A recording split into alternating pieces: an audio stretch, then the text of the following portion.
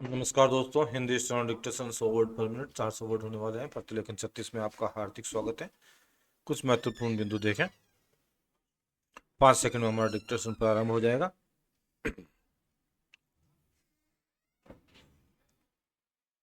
Start.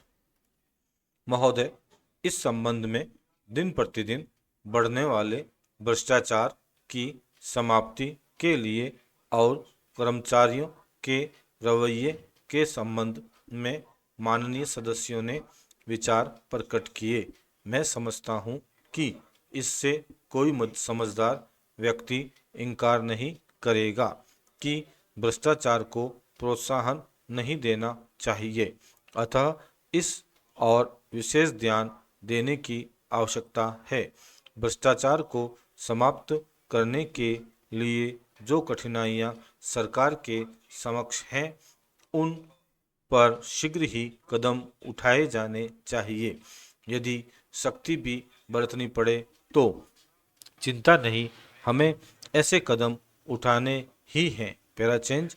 मैं यह जानता हूँ कि बहुत से लोग, जिनमें कुछ हमारे साथी भी हैं, इसकी कुछ बातों का विरोध करते हैं, परंतु यदि हम देश की उन्नति चाहते हैं, यदि हम देश को आगे बढ़ाना चाहते हैं और विशेषकर यदि आप समाजवादी ढांचे के आधार पर, जिसको कि कांग्रेस ने देश के लिए निश्चित किया है, इस देश की व्यवस्था करना चाहते हैं, तो हमारे लिए आवश्यक है कि हम इस तरह से कदम उठाएं कि जिससे लोगों को अपनी जीविका सुंदर ढंग से कमाने के लिए साधन जुट जाएं। वास्तव में यह सरकार, जिसने यह साहसपूर्ण कार्य किया है, इस कार्य के लिए सबसे अधिक बधाई की पात्र है।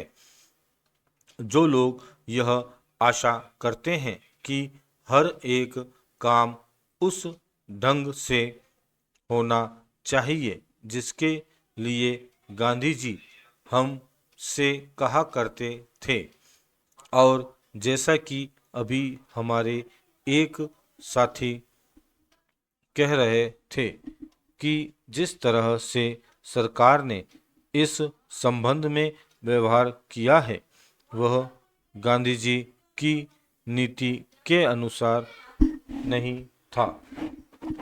यह नहीं, उन्होंने तो एक तरह से कांग्रेस ने जो समाजवादी ढांचे पर समाज की व्यवस्था की नीति अपनाई है, उसका विरोध किया, और मेरी समझ में उनकी बात नहीं आती कि एक तरफ तो वह कांग्रेस के अंदर हैं और दूसरी ओर कांग्रेस द्वारा स्वीकार की हुई नीति का इस प्रकार से विरोध करते हैं।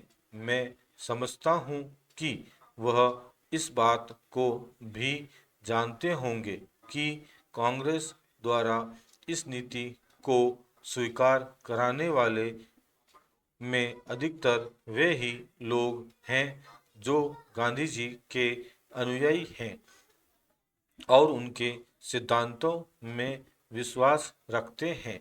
ऐसी स्थिति में उनकी वह बात समझ में नहीं आती कि आज सरकार प्रजातंत्र और गांधी जी के बताए हुए नियमों के अनुसार आचरण क्यों नहीं कर रही है। यह बात बिल्कुल ठीक नहीं है। स्टॉप। दोस्तों, इस प्रकार हमारा आज का प्रतिलेखन 36 यहीं पर समाप्त होता है। कुछ महत्वपूर्ण बिंदुओं पर ध्यान देते हैं। प्रतिलेखन नंबर आपने नोट कर लिया होगा, वीडियो को ध्यानपूर्वक सुनकर डिक्टेशन लिख लिया होगा।